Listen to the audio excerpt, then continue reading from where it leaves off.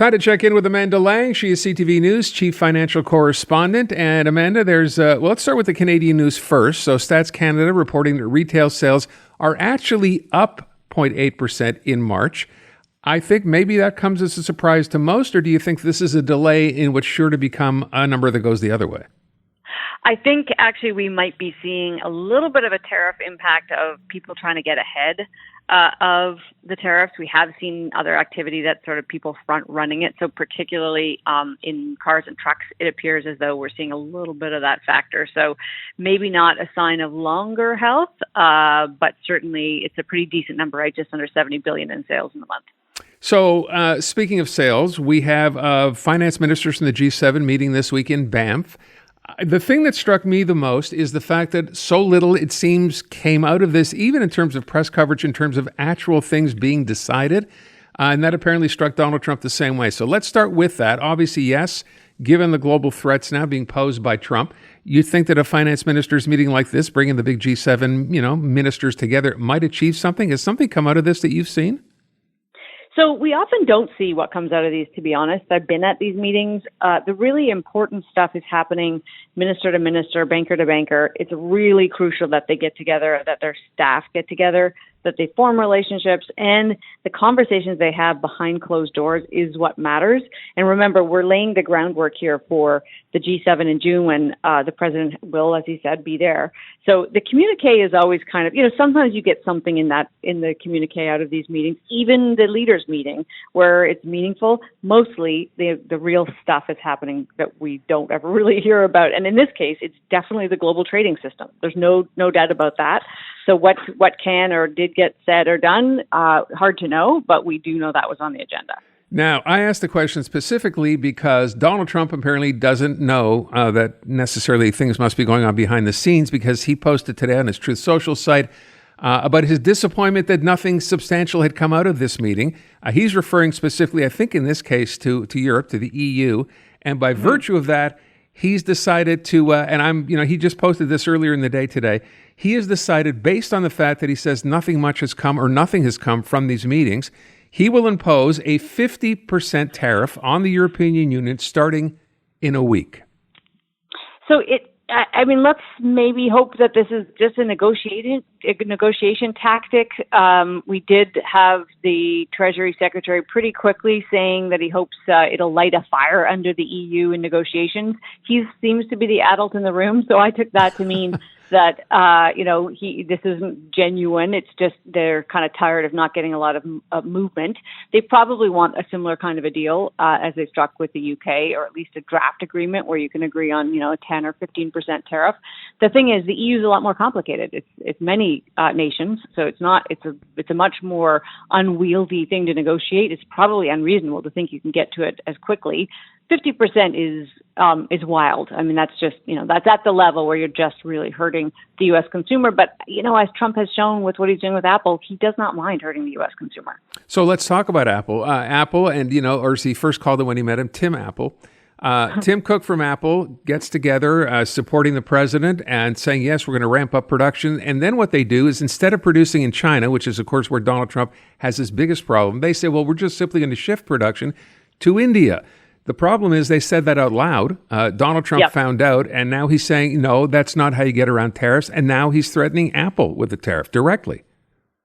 25% on any iPhone sold in the U.S. that aren't made in the U.S., which is, of course, madness. There's not really any other way to put it. It would, by one calculation, mean a U.S. purchased phone would be $3,500. So Apple will obviously push back. Apple has already made some moves in terms of kind of shifting what it can to the U.S. This is one of those really interesting cases where I don't quite know how this all shakes out, because it's not really reasonable in this day and age to think you want to completely manufacture something like the iPhone in America. All of the various components, all of the various the assembly bits, it just will be way more expensive. And so this is sort of a weird lack of understanding about how the world works. If you bring it to America, it would probably be a fully automated system. It'll cost Apple billions of dollars to build the plants there. And again, this is probably way beyond what Trump gets up to thinking about, but that's billions that Apple could be spending somewhere else, doing something else that could add real value to the world. So when you force companies to do this stuff, you actually cost us all a lot in the long run in ways we don't even know. By the way, if I understand this, and obviously as you're describing, there's a lot more to this, but it's not as just Apple could just pick up a factory from China or India, copy it, and bring it to the U.S. And if they could, it would take, I think as you're suggesting, it would take years. It's not a matter of taking even months. No, that's right. Years, and they won't do it so that they can hire people from Missouri to sit at long assembly lines, screwing screws, as the constant refrain has been. They'll use automated systems. They'll use robotics. They'll use everything they can so that after the massive initial cost, it will be a purely human-free plant, right? That's the way they would go in order for it not to cost a fortune. They can't afford American salaries. So the weird kind of lack of logic in some of what the Trump administration is doing is you can bring some jobs, you can protect some jobs in America. You can't bring all jobs back. And there's certainly some things that the American public benefits from the fact that they're made more cheaply somewhere else. So if I would have to ask you, hypothetically, right, Apple reacts to this as you're suggesting the cost of that phone were to come from America being totally built there would be just prohibitively expensive. What do they do to appease the president here? If you had to think right out of the box, is this simply a matter of saying, we understand, Mr. President, and what we're going to do is we're going to build another facility here and invest another $5 billion just to put him off? 100%. I think they will. They'll try to rag the puck. They'll say, we are definitely planning to build. It takes a long time. They'll hope to wait him out. Honestly, maybe they'll move some production and they'll negotiate that they're going to get, 3.5 years grace and hope that he's gone. Whatever they do, it's unlikely to me that Tim Cook would say, okay, we're moving everything to the U.S. Yeah. That's our plan. But you have seen, Aaron, other CEOs, including, I still can't quite get over the CEO of General Motors thanking the president for his investment in the U.S. auto industry, quote unquote. She's moving production back home, and she is towing the party line that it's good for jobs in America. So, I've been surprised at how CEOs are willing to bend to this. Yeah, to your point, she's saying they're going to move production back because it seems that's something Donald Trump wants to hear. The question between actually saying it and doing it, there's a big gap, it would seem, in between, but I guess we'll have to wait and find out. It's interesting. I hadn't thought of that. You're right. When you say ragging the puck, Donald Trump, let's assume he decides not to run for a third term, but that's really all it comes down to is waiting out this government, right, with promises, and they've been made in the past, including during his first term, that never came to fruition. So maybe that's what's being thought in the back of their minds. I don't know.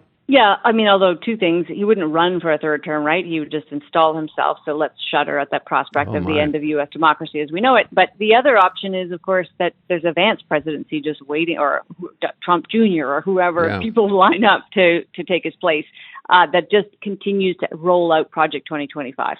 I'll go back to people should understand that there is like an underlying premise here. It's not madness, but they definitely have a worldview that they want to, reshore manufacturing. And I think that's going to continue regardless of who's in the White House. Last thing I will ask you, just real quick, on Canadian housing, the story, Financial Post, I think, has this, right, about Ottawa needing to allow home prices to fall. The question's been asked of Mark Carney.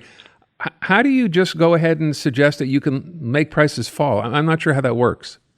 You just build more homes. The fact of the matter is, I have been saying for a long time now that politicians have to stop talking out of both sides of the mouth. The only way for homes to become more affordable is for homes to become more affordable. So that means your house gets lower in value. My house gets lower in value. And you know what? Those of us who already own our homes, we have to suck it up and say, that's fine. We've made paper profit. It's not reasonable. We shouldn't be in the business of investing in homes to get rich. We're investing in homes to live somewhere and save our money. And it's a rethink of what we're doing. But politicians don't want to say that because older people own homes and they vote and they don't like to hear that. Wonder where this goes. All right, Amanda, thank you so much. Really appreciate it. Great to talk.